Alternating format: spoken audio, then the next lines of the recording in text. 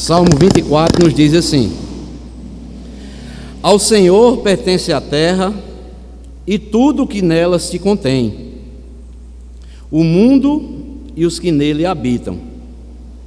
Fundou-a ele sobre os mares e sobre as correntes a estabeleceu. Quem subirá ao monte do Senhor? Quem há de permanecer no seu santo lugar?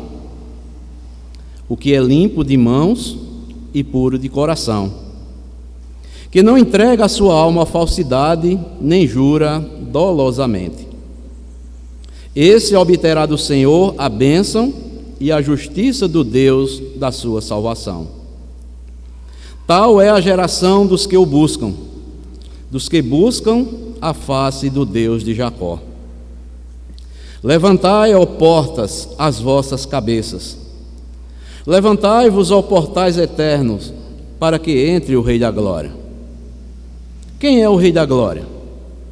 O Senhor, forte e poderoso, o Senhor, poderoso nas batalhas. Levantai, ó portas, as vossas cabeças. Levantai, ó portais eternos, para que entre o Rei da Glória. Quem é esse Rei da Glória? O Senhor dos Exércitos.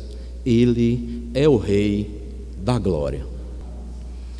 Irmãos, igreja, nesta manhã, com base nesse salmo, eu quero falar sobre os privilégios e responsabilidades que Deus dá ao seu povo. Privilégios e responsabilidades que Deus dá ao seu povo. Quando nós olhamos para as Escrituras, o povo de Deus é o povo mais privilegiado na terra e também no céu. Temos o privilégio de sermos alcançados com a graça salvadora de Deus e ainda abençoados, como diz as Escrituras, com toda a sorte de bênçãos espirituais em Cristo Jesus. E por que nós podemos afirmar isso? E por que as Escrituras ensinam isto? Porque as Escrituras nos dizem o seguinte: nós fomos escolhidos, nós somos chamados, nós fomos justificados, nós fomos santificados, e nós já, aos olhos de Deus, já estamos glorificados. É um já, ainda não.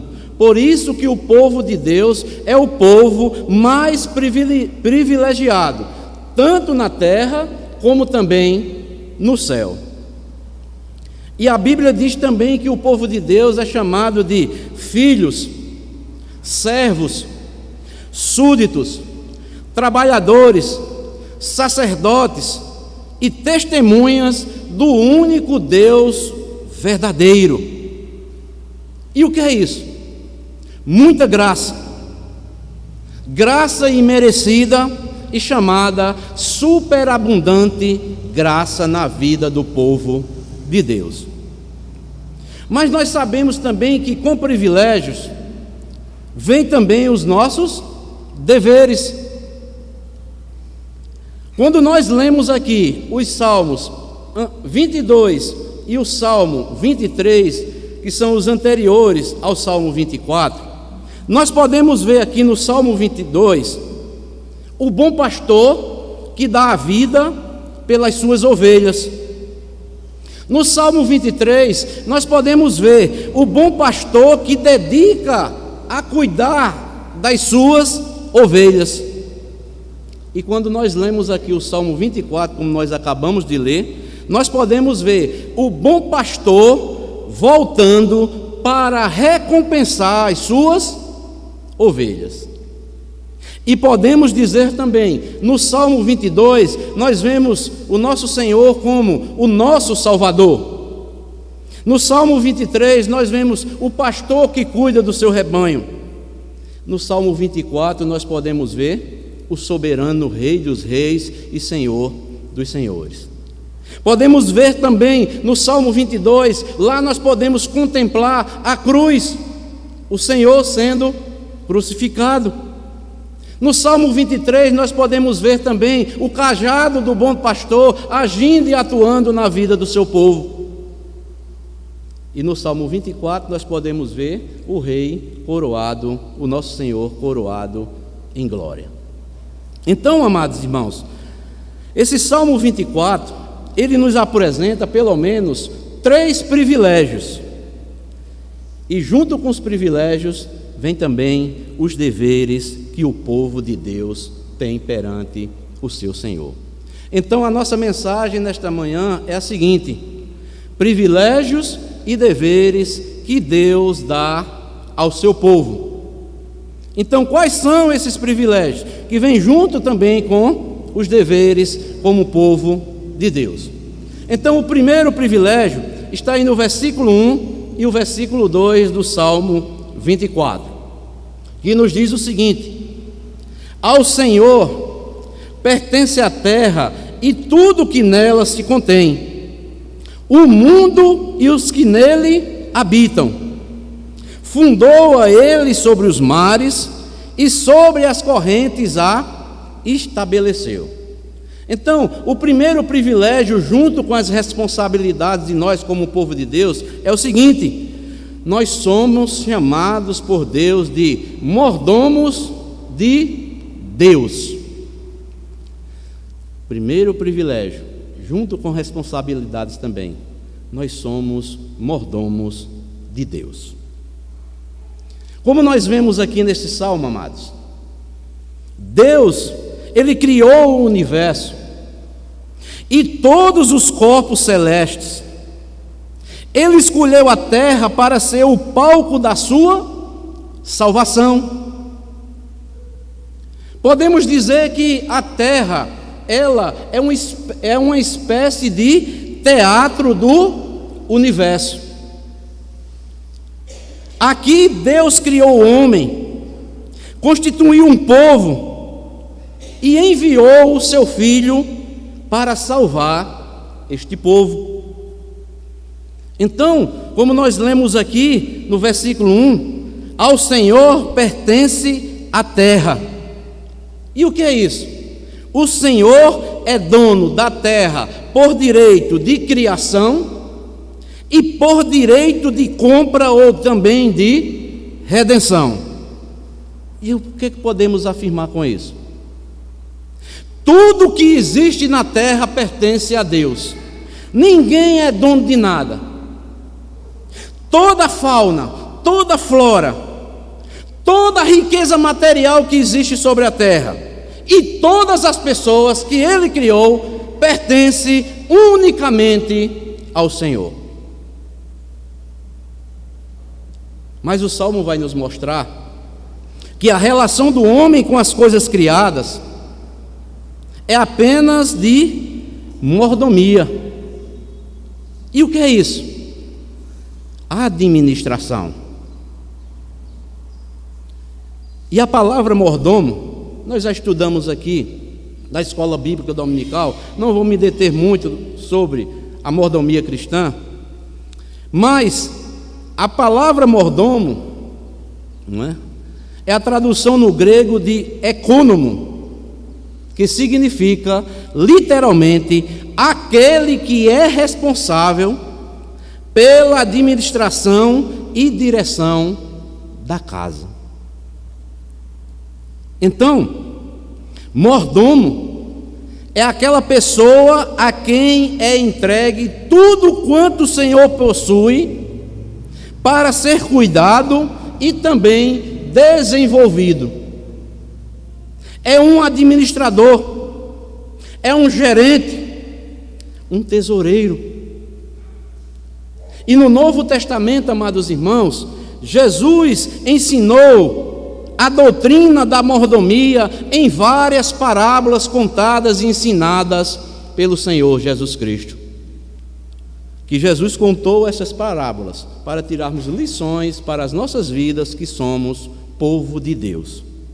Por exemplo, lá em Lucas 11, 35 a 48, Jesus vai ensinar a parábola do servo vigilante. Lá em Lucas 19, 11 a 27, ele vai ensinar também a parábola das 10 minas. Lá em Mateus 20, de 1 a 16, ele ensinou também acerca dos trabalhadores que são convocados para a vinha. E em Mateus 25, 14 a 30, Jesus ensina a conhecida parábola dos talentos. Então, Jesus, ele não só ensinou sobre mordomia, mas Jesus, ele veio como o mordomo-chefe.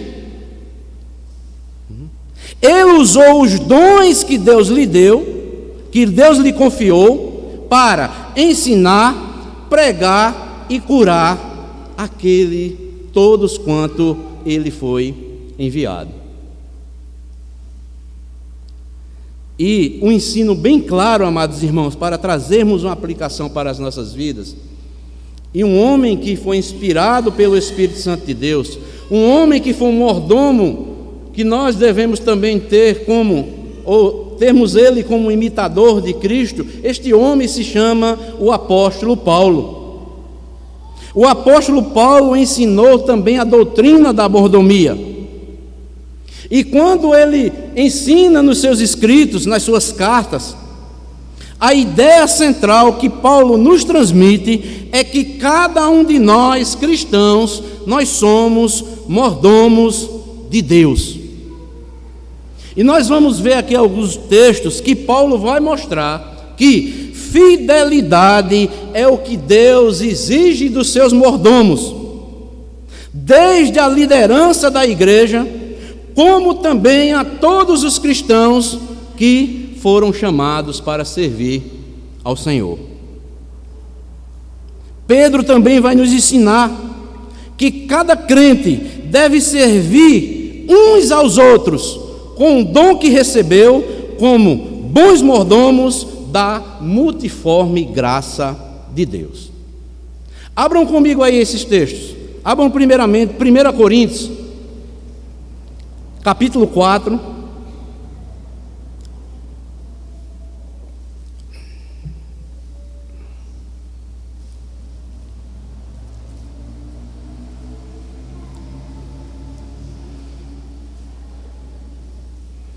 Versículo 2. Paulo aqui vai mostrar que, primeiramente, vai fazer uma exortação, e trazer um ensinamento sobre a liderança da igreja. Aqueles líderes que foram vocacionados por Deus. Veja o que é que Paulo vai dizer, Ora, além disso, o que se requer dos dispenseiros é que cada um deles seja encontrado fiel. Então, Paulo aqui, se você olhar aqui o contexto, vai estar falando sobre os líderes da igreja, aqueles a quem foram confiados o quê? A ministração da palavra de Deus. Abram também aí em Tito, capítulo 1, versículo 7. Tito, capítulo 1,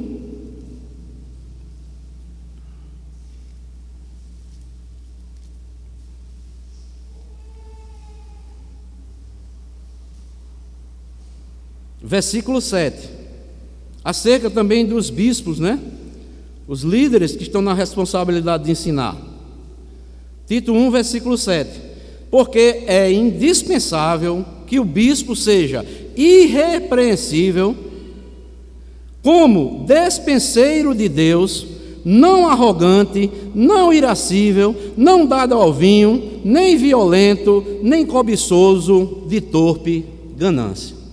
Então Paulo aqui, nessas duas cartas, tanto em Corinto, como ele escreve também a Tito, ele mostra que nós, que fomos vocacionados por Deus, aqueles que lideram a igreja de Deus, foram vocacionados e foram chamados para servir a Deus, como mordomos em suas funções.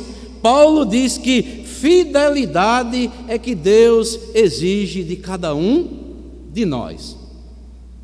Aí você pode estar perguntando, e é só para os líderes? Só para os presbíteros? Só para os diáconos? Só para os pastores? Não, é para todos os crentes. Abram comigo aí, 1 de Pedro.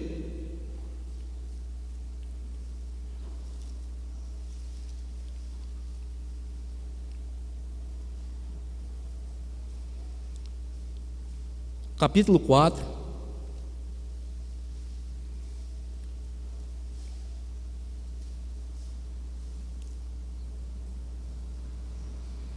Versículo 10. Olha o que é que Pedro diz: servi uns aos outros, cada um conforme o dom que recebeu, como bons despenseiros da multiforme graça de Deus. O que é um despenseiro? É um administrador, né? É aquele que recebeu do seu Senhor algo para ser o quê? Desenvolvido e administrado. Por isso, amados irmãos, não existe cristãos que dizem assim: eu não tenho dom nenhum. Não existe. Cada um servir uns aos outros, cada um conforme o dom que recebeu, como bons despenseiros da multiforme graça de Deus. Porque a graça de Deus, ela tem várias formas, multiformas. E cada um recebe da parte de Deus para servir, para serem mordomos de Deus, desde a liderança, como também os liderados. Todos devem trabalhar em amor pelo reino de Deus, para que assim Deus seja glorificado e assim estejamos cumprindo o quê? O nosso dever como mordomos de Deus.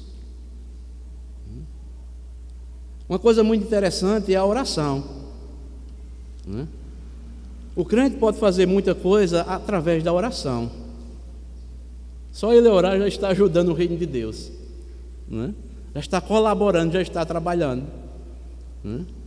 Porque todos aqueles que são chamados, Deus concede o dom de, pelo menos, orar a Deus.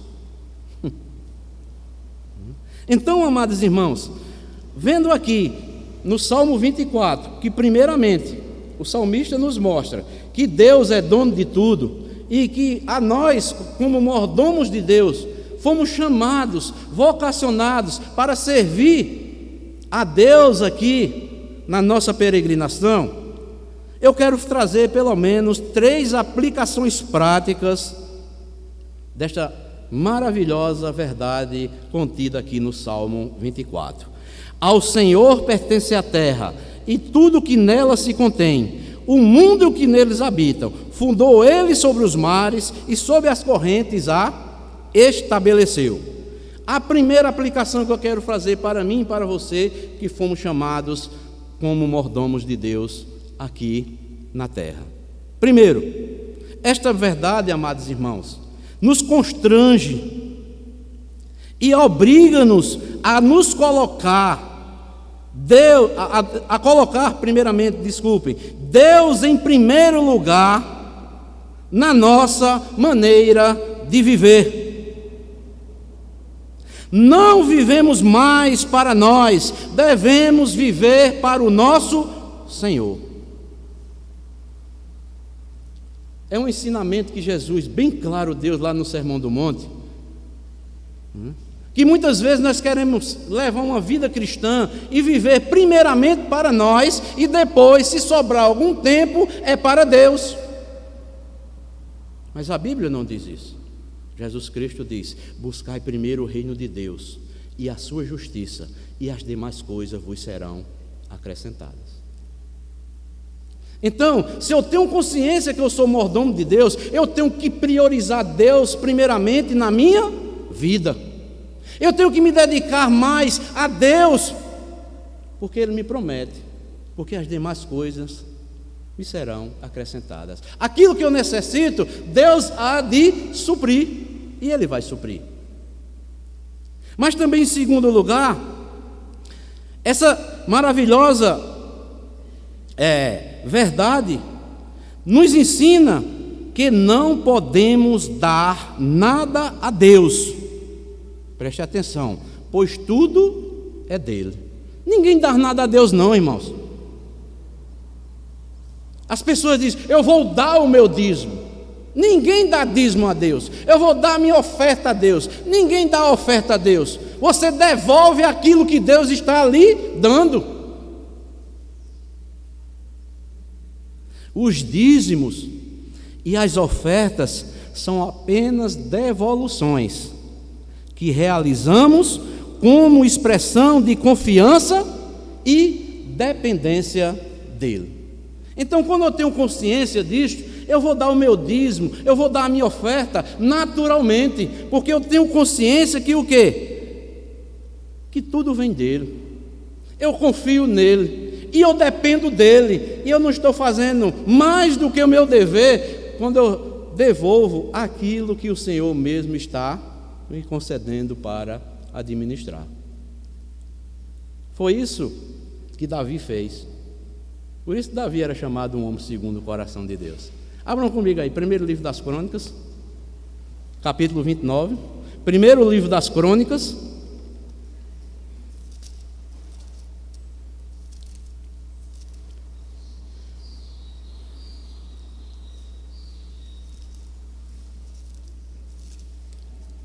primeiro livro das Crônicas 29, versículo 14.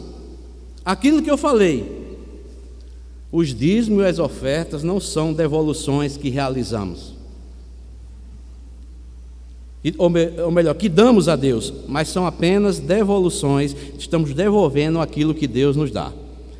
Primeiro livro das Crônicas, versículo 29 e o versículo 14. Aqui é a oração de Davi, né? Quando depois, antes ele faz o quê? Convoca ele, junto com os príncipes lá de Israel, para o quê? Levantar uma oferta ao Senhor. E depois ele faz essa oração agradecendo a Deus. Olha o que é que ele diz, versículo 14 apenas. Porque quem sou eu e quem é o meu povo para que pudéssemos dar voluntariamente essas coisas? Porque tudo vem de ti e das tuas mãos te damos. Então é só por um momento que Deus nos dá e depois ele pede de volta. Então é isso. A doutrina e o ensinamento que nós fomos chamados para ser mordomos desperta isso, né? Em primeiro lugar, nós devemos ter Deus primeiramente em nossas vidas, darmos prioridade a Deus. Depois devemos apenas devolver aquilo que o Senhor está nos concedendo. E terceiro e último, jamais devemos esquecer que o que temos é de Deus e tudo Ele nos dá temporariamente. Deuteronômio, capítulo 8.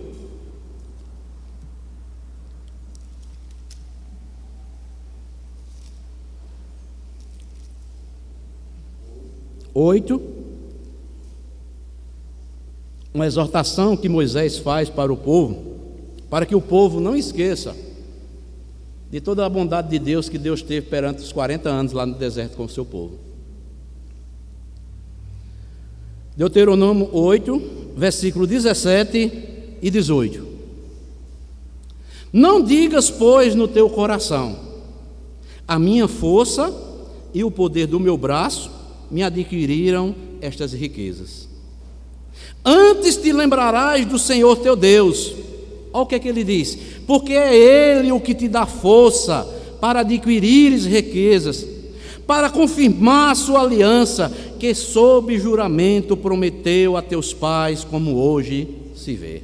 Irmãos, nós somos o povo mais privilegiado por Deus, porque nós somos, aos olhos de Deus, os seus mordomos, os seus administradores.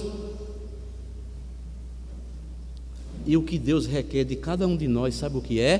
Fidelidade. Primeiramente com a nossa vida. Como é que está a nossa vida diante de Deus? Eu estou buscando e priorizando o reino de Deus primeiramente e a sua justiça na minha vida? Tenho vivido para isso?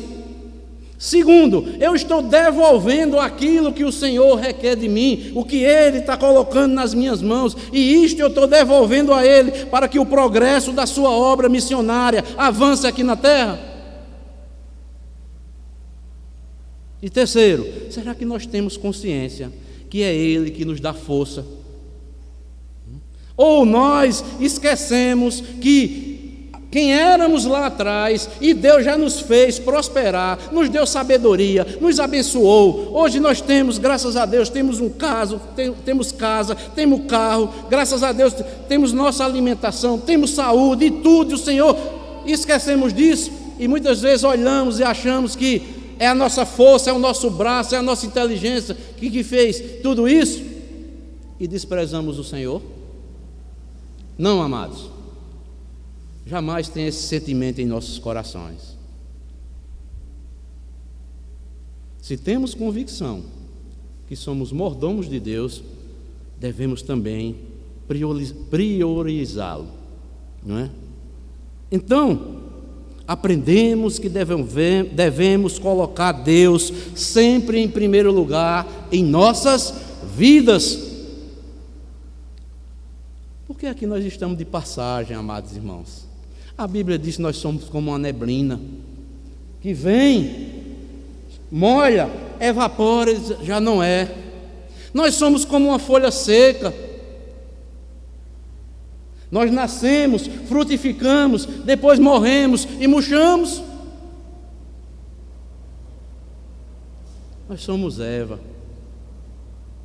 Mas Deus, graças a Deus, Ele iluminou as nossas mentes, nos chamou com a santa vocação, está mostrando todas as verdades para que nós nos deleitemos em priorizarmos Ele em primeiro lugar. Fica aqui essa primeira lição. Primeiro privilégio, junto com responsabilidades, é que Deus nos tornou mordomos dEle. Isso deve alegrar o seu povo. Nos alegremos como povo de Deus.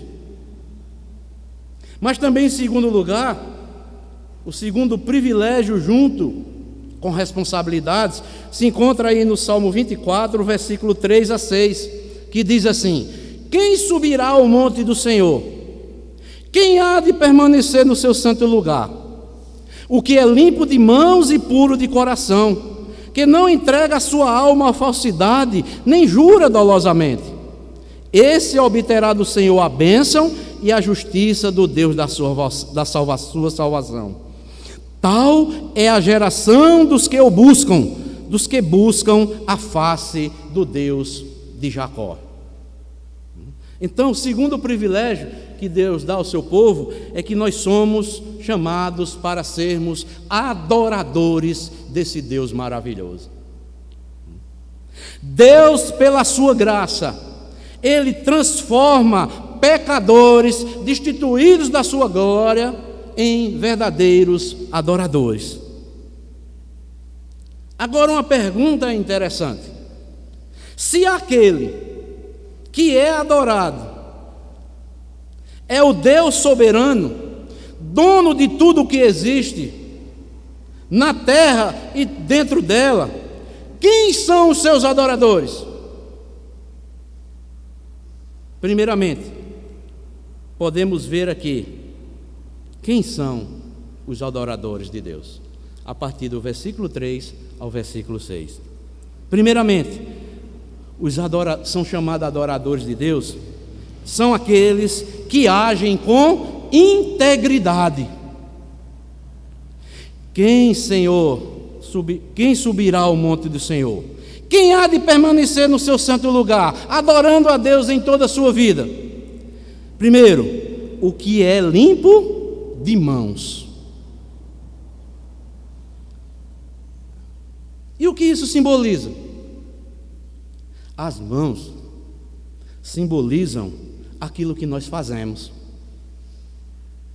Trata-se daquele que possui uma conduta íntegra diante de Deus, e tudo quanto faz para Deus, ele age com integridade. O que é limpo de mãos. Por isso que a Bíblia diz que nossas mãos, elas devem ser elevadas a Deus, limpas em oração, em louvor e para abençoar aqueles que Deus colocar em nossa vida. Veja em primeiro lugar, Salmo 141, versículo 2.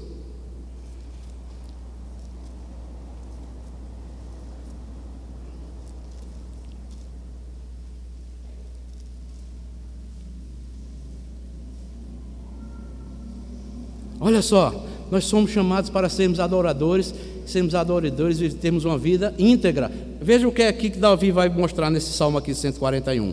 Salmo 141, versículo 2. Suba a tua presença a minha oração como incenso, e seja o erguer de minhas mãos como oferenda vespertina. Não é apenas só levantar as mãos, mas aquilo que eu estou realizando para o Senhor, que seja de um verdadeiro adorador, que eu esteja agindo com integridade em todo o meu proceder diante de Ti, Senhor. Então, mas as nossas mãos também devem ser elevadas a Deus para louvarmos a Ele. Salmo 134, volte aí um pouco.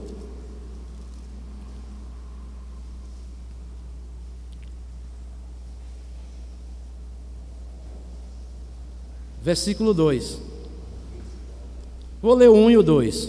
Bendizei ao Senhor, vós todos servos do Senhor, que assistis na casa do Senhor nas horas da noite. Olha o que é que ele diz: erguei as mãos para o santuário e bendizei ao Senhor.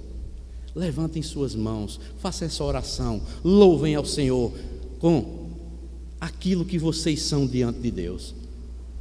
Vocês foram chamados para adorar a Deus, hajam com integridade.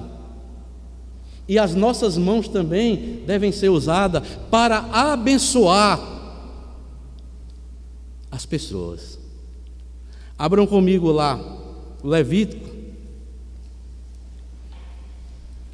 livro de Levítico, capítulo 9.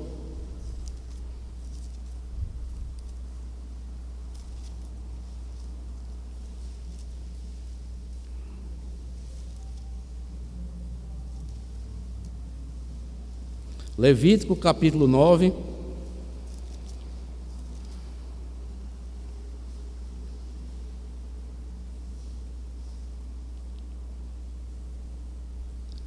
versículo 22.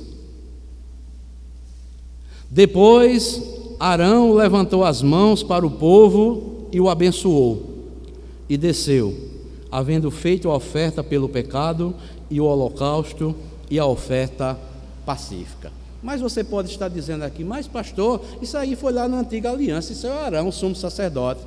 Mas a Bíblia diz, como diz, na nova aliança, nós temos o privilégio de sermos chamados sacerdócio real, povo santo, povo de propriedade exclusiva de Deus. Está lá em 1 de Pedro, capítulo 2, versículo 9. Foi até a meditação que nosso irmão Lucas fez aqui, sexta-feira. Então, nós somos sacerdotes. Devemos levantar as nossas mãos para abençoar, para interceder pelas pessoas, uns pelos outros. Isso é uma forma de nós estarmos adorando a Deus. Sabe por quê, amados irmãos? Porque o ímpio não tem estes privilégios.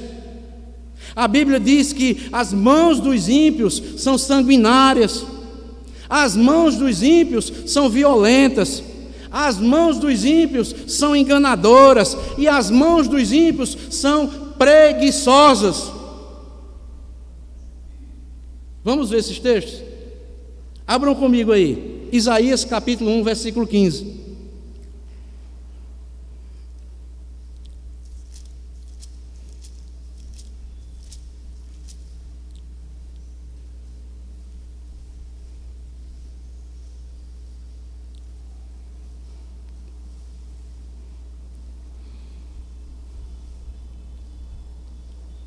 Aqui uma exortação do profeta Isaías para o povo de Deus, viu? Tinha muitos que diziam que estavam adorando a Deus, mas estavam com as mãos contaminadas de sangue. Isaías 1, versículo 5. 15. Pelo que, quando estendeis as mãos, escondeis de vós os olhos. Sim, quando multiplicais as vossas orações, não as ouço, porque as vossas mãos estão cheias de sangue, violência. Você pode orar diante de Deus, mas se você não for lavado e remido pelo sangue de Jesus, não agir com integridade, né? Mas também as mãos dos ímpios, elas são violentas. Salmo 58, versículo 2.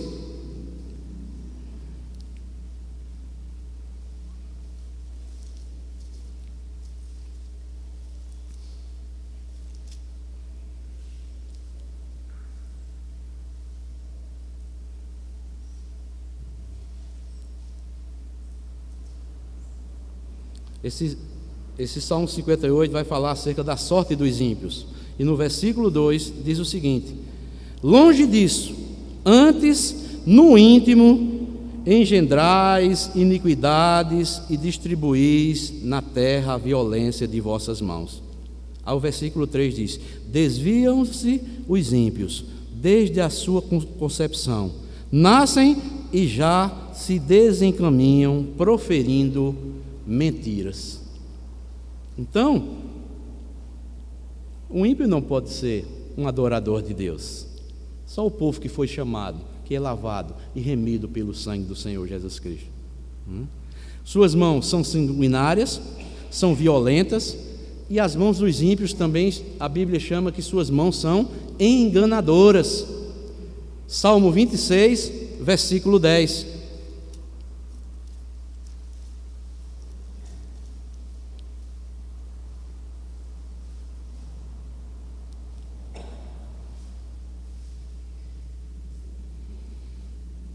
Versículo 9 e o 10, Davi diz: não colhas a minha mão com a dos pecadores, nem a minha vida com a dos homens sanguinários, em cujas mãos há crimes, e cuja destra está cheia de subornos. É novidade isso nos nossos dias? Não, porque na mão dos ímpios, elas são mãos enganadoras, cheias de subornos. Mas também a mão dos ímpios é chamada de mãos preguiçosas. Provérbios capítulo 6,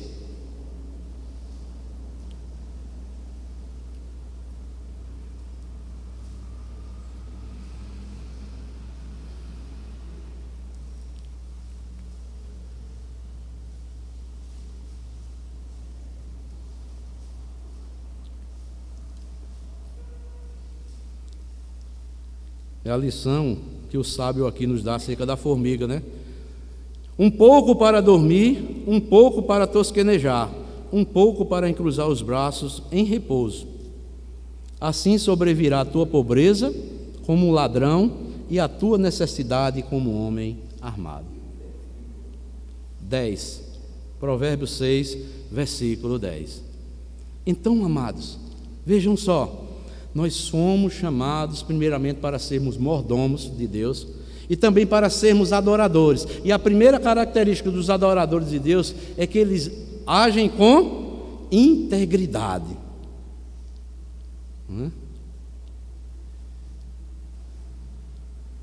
Segunda verdade que o texto nos mostra, para aqueles que são chamados para ser adoradores de Deus. A parte B do versículo 4 do Salmo 24. O que é puro de coração. Isso é um ensino bem claro. Nós já estudamos aqui na Escola Bíblica Dominical. Somente os limpos de coração, está lá em Mateus 5, versículo 8, é que verão a Deus. Por quê? O coração, amados, ela é a sede dos nossos pensamentos, das nossas vontades e das nossas emoções. Por causa da presença do pecado, o nosso coração, ele é chamado de corrupto. Está lá em Jeremias 17:9. É dele que procedem todas as maldades e sujeiras que está no meio do ser humano neste mundo caído. Está lá em Marcos capítulo 7, versículo 20 ao versículo 23. Por isso o coração do pecador precisa ser purificado, tal como o fogo que purifica o metal. E essa limpeza que Deus faz, antes não agíamos em integridade, nós éramos totalmente depravados, no sentido de não dar ouvido e obedecer aquilo que Deus nos ensina na sua palavra. Mas Deus nos chamou como um povo e fez essa limpeza, fez essa purificação em nossos corações e nos tornou verdadeiros adoradores de Deus. Abram comigo aí 2 Timóteo capítulo 2. 2 Timóteo, capítulo 2.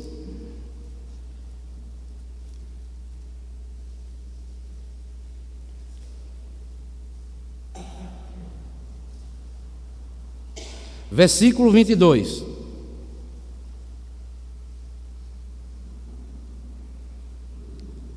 Olha o conselho que Paulo vai dar ao jovem Timóteo. Foge, outro sim, de quê? Das paixões da mocidade. Olha a recomendação de Paulo para o coração purificado de Timóteo. Segue a justiça, o que é correto, aquilo que Deus ensina na sua palavra, que Cristo é a nossa justiça, a fé e o amor e a paz com os que de coração puro invocam ao Senhor. Então, a recomendação que Paulo faz a Timóteo é essa. Ele, como um jovem pastor da igreja ali de Éfeso, ele faz essa recomendação. Olha, Timóteo, fuja das paixões da mocidade. Aquilo era quando você tinha o coração não purificado. Mas agora que seu coração foi purificado, você foi chamado para ser um adorador, e você deve seguir a justiça, a fé que salva, o amor verdadeiro e a paz com os que invocam de coração puro o Senhor, porque nós somos chamados para isso.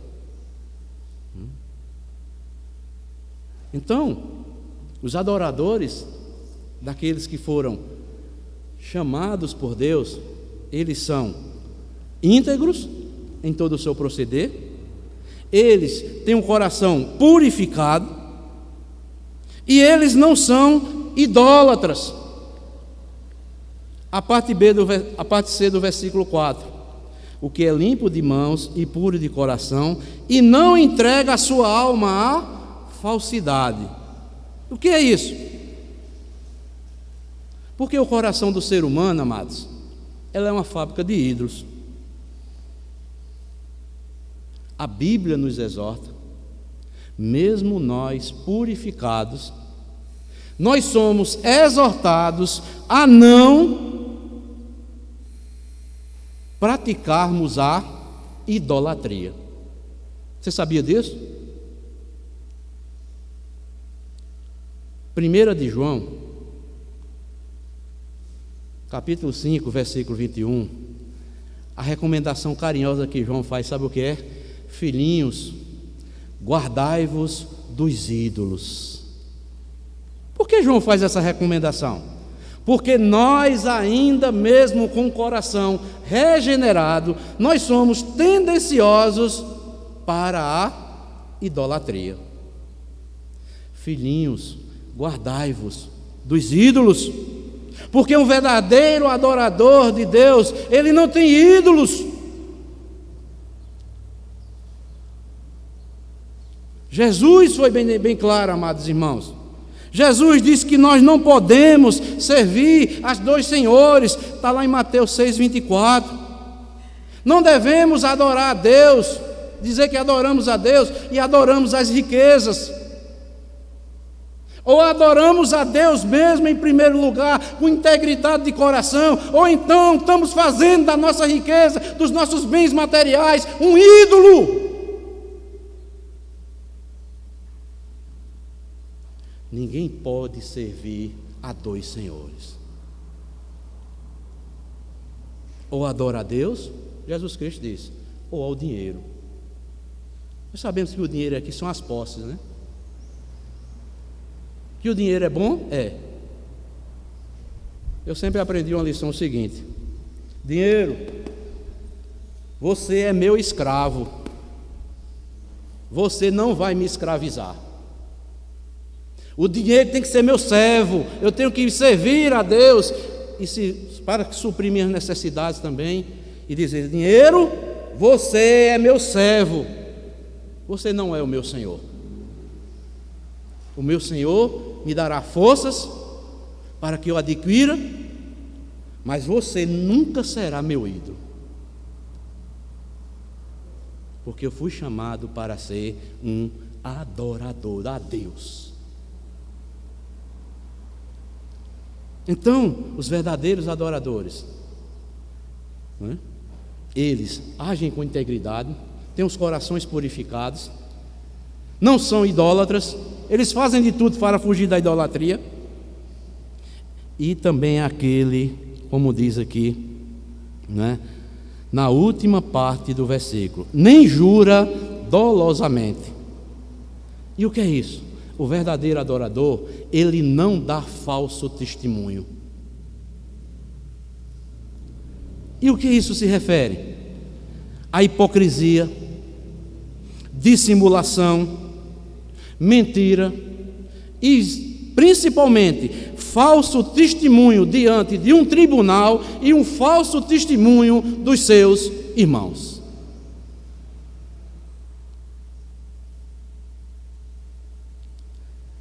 Êxodo 20:16, o mandamento é claro: não dirás falso testemunho contra o teu próximo, com quem quer que seja.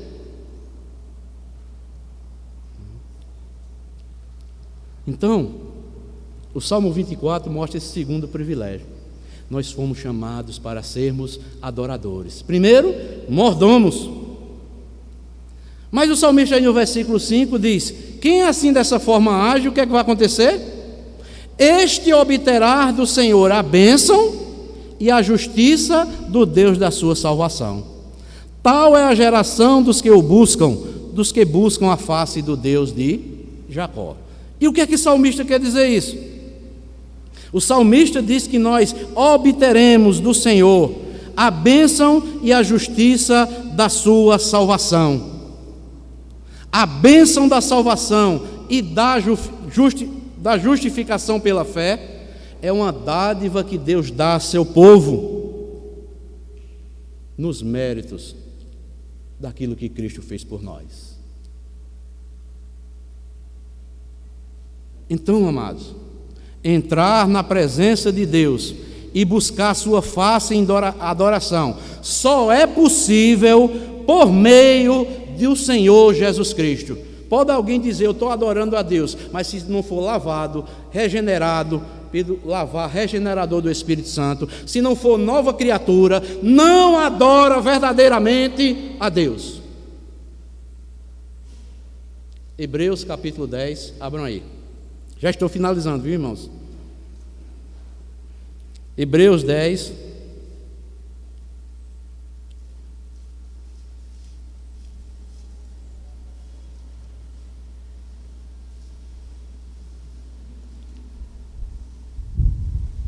Hebreus 10. E aqui, irmãos, vem uma exortação para todos nós como povo de Deus. Peço paciência aos irmãos, que já estou concluindo, viu? Para não ficar para outra parte, porque eu quero concluir hoje. Hebreus 10, versículo 19 ao 22. Olha o que é que diz. Até o 25 eu vou ler. Tendo, pois, irmãos, intrepidez para entrar no Santo dos Santos. O Santo dos Santos simboliza o quê? A presença de Deus. Mas nós só temos intrepidez para entrar no Santo dos Santos pelo quê? Pelo sangue de Jesus. Pelo novo e vivo caminho que Ele nos consagrou pelo véu, isto é, pela sua carne. E tendo grande sacerdote sobre a casa de Deus, olha só, aproximemo-nos com sincero coração, em plena certeza de fé, tendo o coração purificado de má consciência e lavado o corpo com água pura, guardemos a firme confissão da esperança sem vacilar, pois quem fez a promessa é fiel. Consideremos também uns aos outros para nos estimularmos ao amor e às boas obras. Não deixemos de congregar-nos como é o costume de alguns.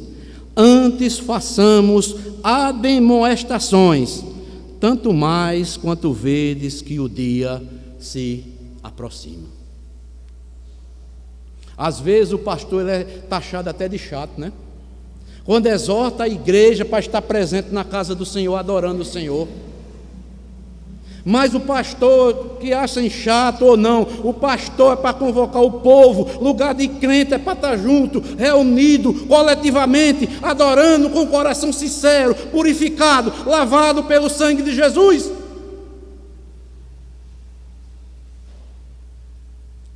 E eu digo isso com toda sinceridade e com amor pelos irmãos. Sabe por quê, irmãos?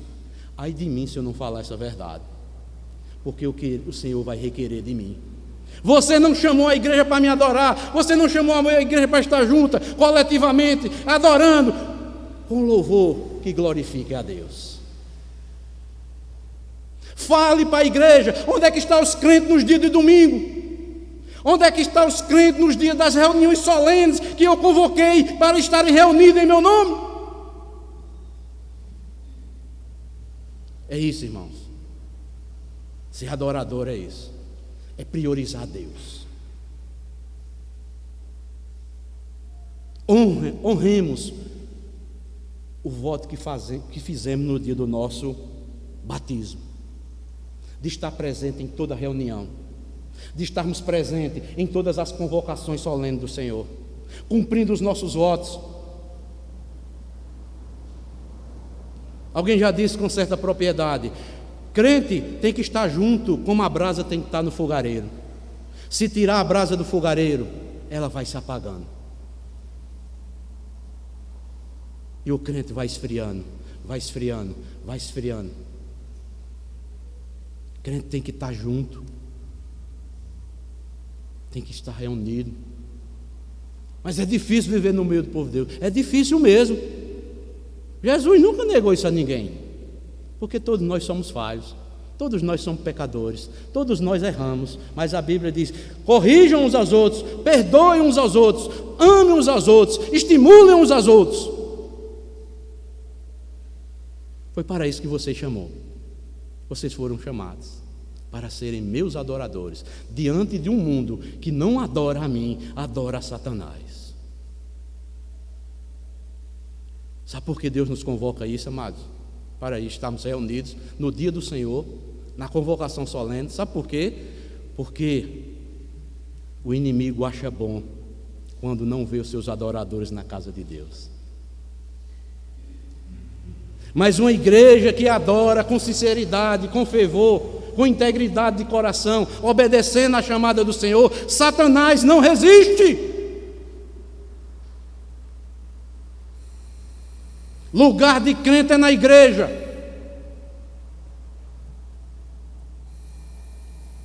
Não é passando o tempo com qualquer outra coisa.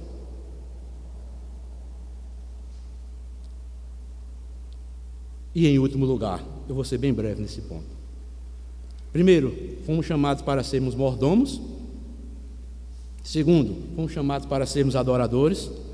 E somos chamados porque somos vencedores para a glória de Deus. Isso é o que nos estimula.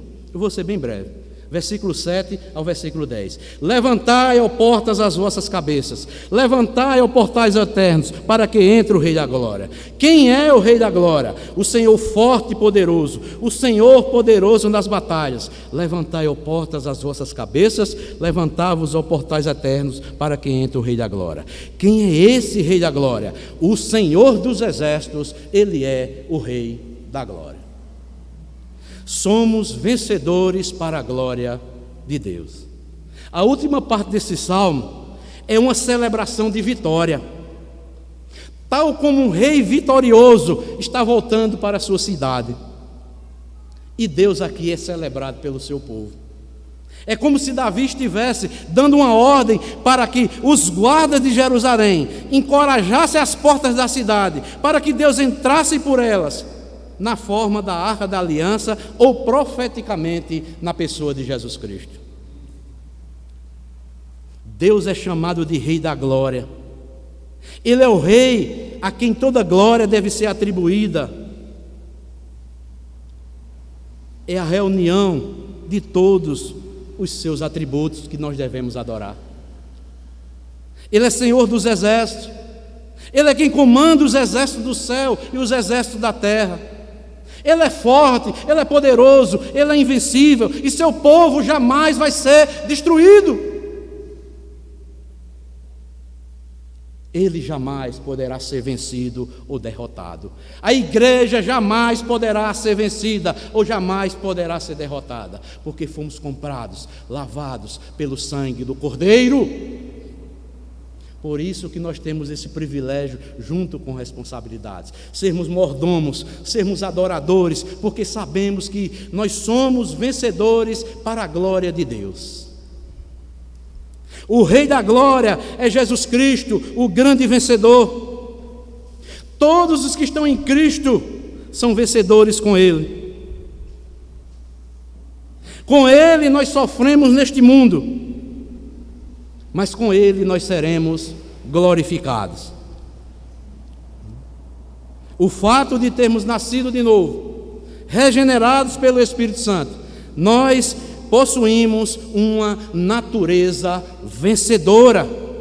Somos mais que vencedores em Cristo Jesus.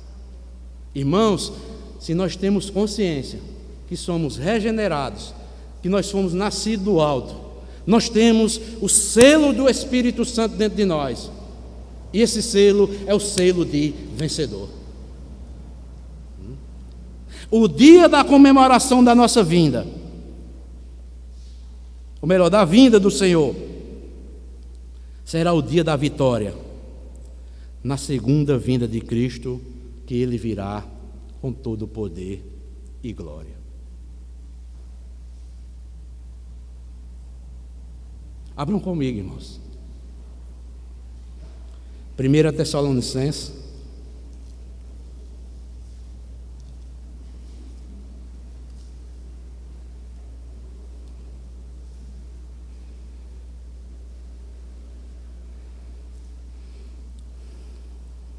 Deus é maravilhoso, irmãos.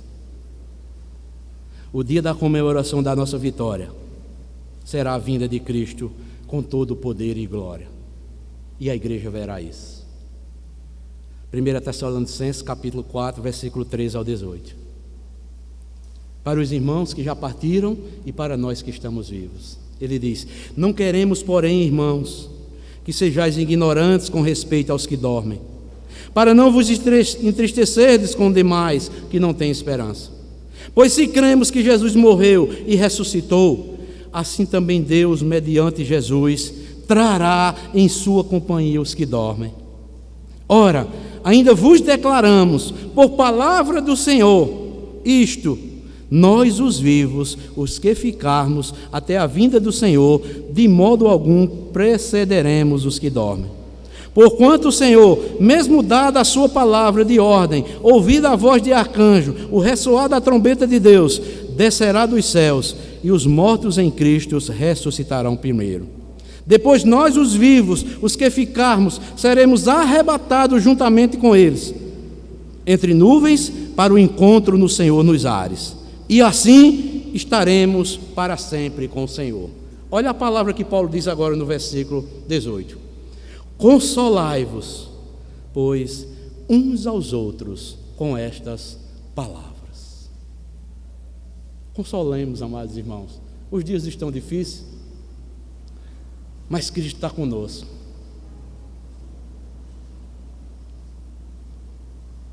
Os dias estão ruins, a situação está difícil, são muitas dores, cansaço e tantas outras coisas, mas está bom.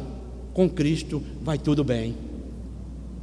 porque Ele promete: eu estou com vocês todos os dias até a consumação dos séculos. Se consolem com estas palavras, porque eu vou voltar para buscar vocês.